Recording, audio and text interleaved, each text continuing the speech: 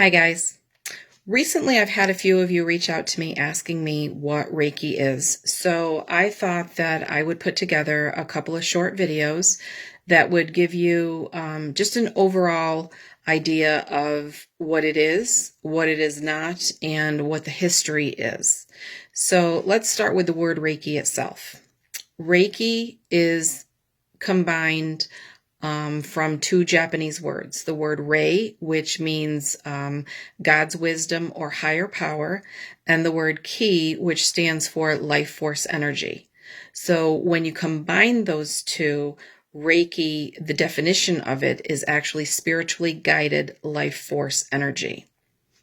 Reiki itself is a Japanese technique for stress reduction and relaxation that promotes healing from within. It's simple, it's natural, it's a safe method of spiritual healing and self-improvement that anyone can use. Reiki can be done on adults, children, animals. It can be done in person. It can be done at a distance. So for those of you who, don't want to see someone or be in the same room with someone because of the pandemic that's going on, it can be done distance. And it's often referred to as distant healing.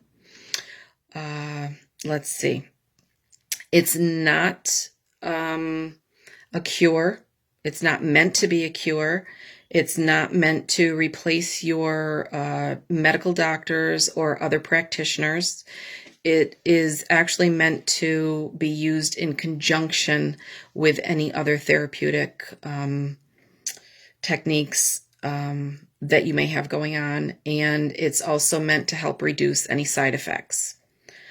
It was started by Mikao Usui. Dr. Usui was a Christian minister back at the turn of the century in the 1800s. He was also the president of a Christian university. And the reason that this started was he had an interaction with one of his senior students where they basically questioned his blind faith. And that planted a seed, which made him wonder how Jesus and the disciples had healed people.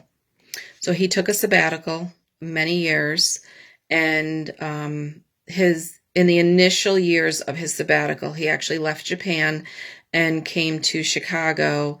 I don't remember which university he studied at, but he did study and receive a doctorate. He didn't find the answers that he was looking for there. So he returned to Japan and studied with the monks. During that time, he did find the symbols, but he did not find how to use the symbols.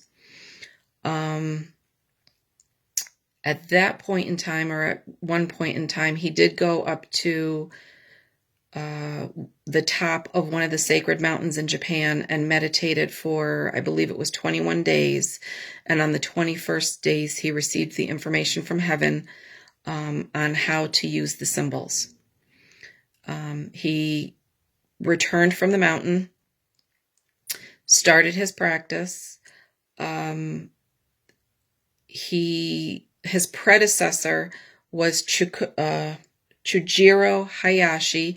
He was a retired naval officer who, during his retirement, was looking for a way to help others. So he ended up learning Reiki under Dr. Usui, and he became his predecessor after Dr. Usui passed on. Long story short, there was a Japanese woman living in Hawaii back in the early 1900s. Her name was Hawayo Takata, and she had returned to Japan for a surgery that she needed. And during that time, she was treated with Reiki. And that is what sparked her interest. She ended up teaching under Mr. Hayashi, and she was there for years before she was able to bring it back to the United States and the Western civilization.